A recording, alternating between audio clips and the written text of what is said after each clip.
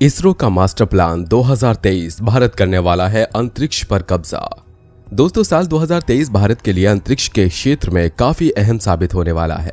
यह भारत को super power बनने की दिशा में एक महत्वपूर्ण कदम साबित होगा, वो भी ऐसे समय में जब दुनिया भर के तमाम देशों के बीच टेक्नोलॉजी वॉर की होड़ सी लगी हुई है। इसरो ने अंतरिक्ष में गहरी छलांग लगाई और 5 बड़े मिशन लॉन्च किए। इनमें वनवेव की तरफ से तैयार 36 ब्रॉडबैंड सैटेलाइट की लॉन्चिंग भी शामिल है। तो वहीं इस साल इसरो कई बड़े करिश्मे कर सकता है। भारत के अंतरिक्ष कार्यक्रम की शुरुआत केरल की एक छोटी सी जगह थुम्बा से हुई थी। उस वक्त दुनिया के दूसरे बड़े मुल्कों को इस बात का एहसास भी नहीं रहा होगा कि भविष्य में भारत उनसे इतना आगे निकल जाएगा कि उसको पकड़ पाना भी मुश्किल होगा।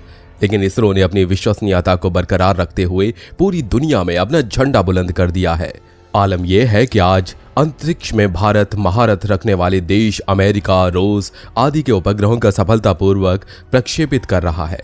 तो चलिए जानते हैं कि आखिर इसरो ने दुनिया के बीच अपनी पहचान कैसे बनाई और इसके रास्ते में कौन कौन सी अड़चनें आई। तो बस जानने के लिए बने रहिए वीडियो के अंत तक।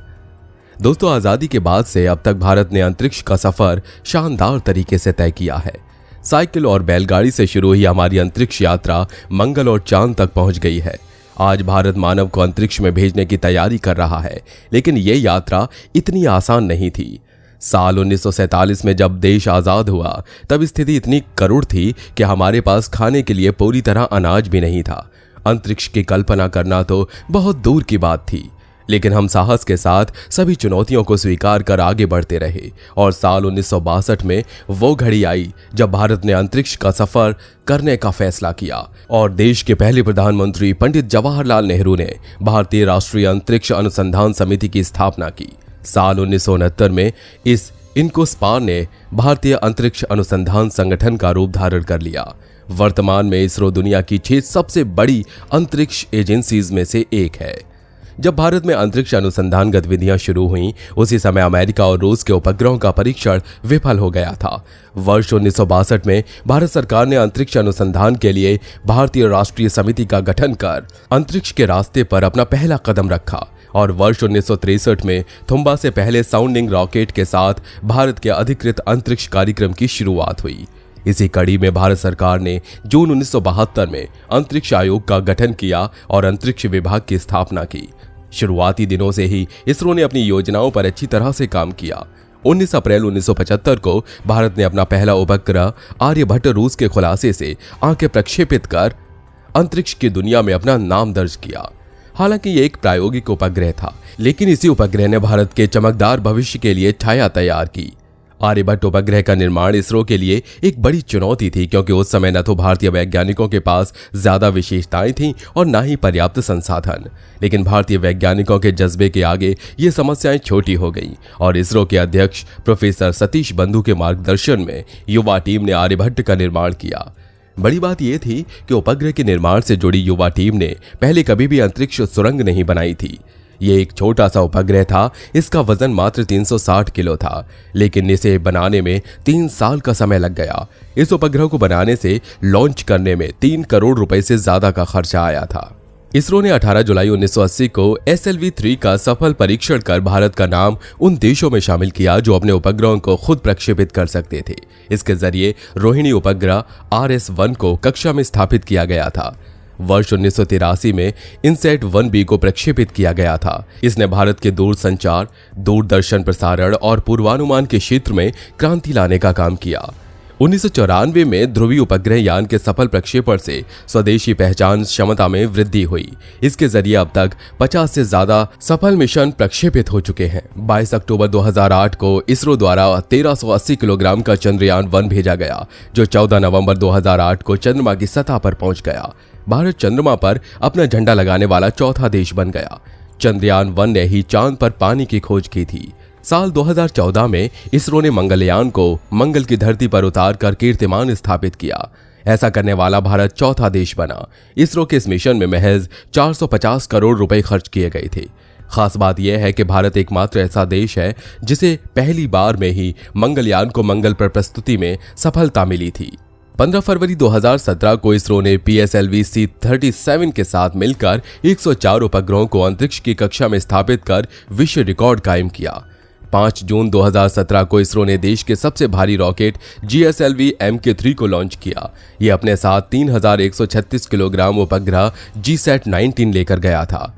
11 अप्रैल 2018 को ISRO navigation satellite IRNSS launch किया गया।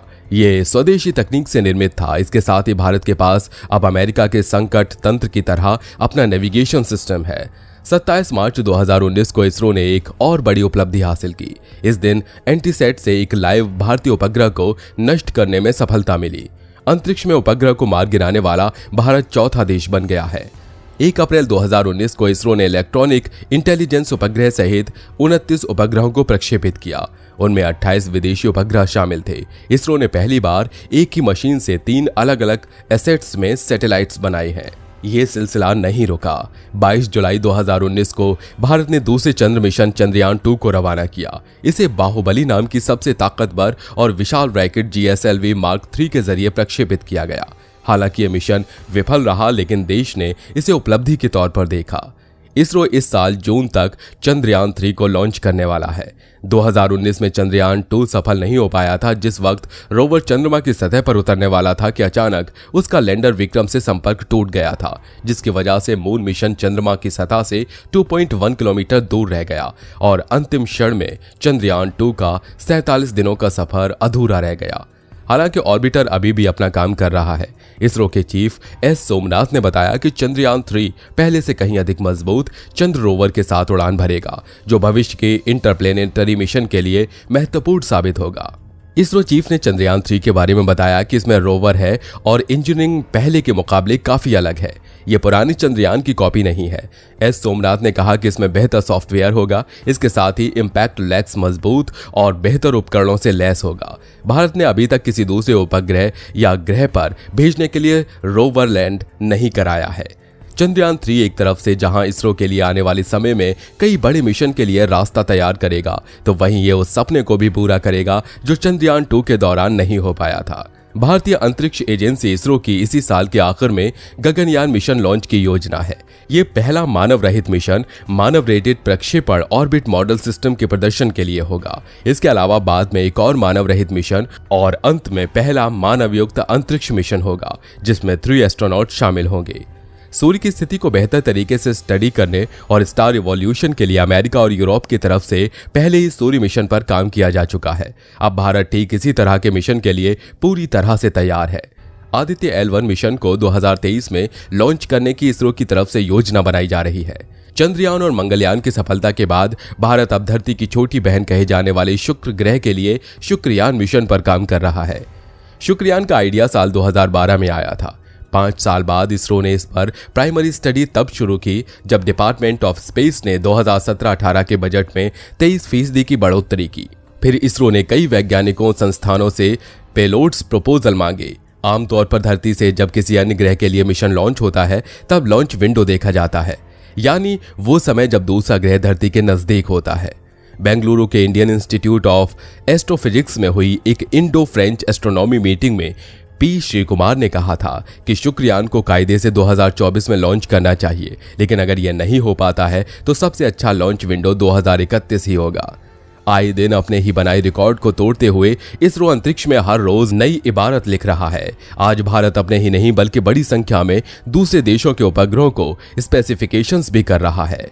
तो दोस्तों, कैसी लगी आपको इसरो की सफलता की कहानी? आप अपनी राय हमें कमेंट बॉक्स में दे सकते हैं। साथ ही वीडियो पसंद आई हो तो लाइक करें और चैनल को सब्सक्राइब करके बेल आइकन को प्रेस करना बिल्कुल न भूलें।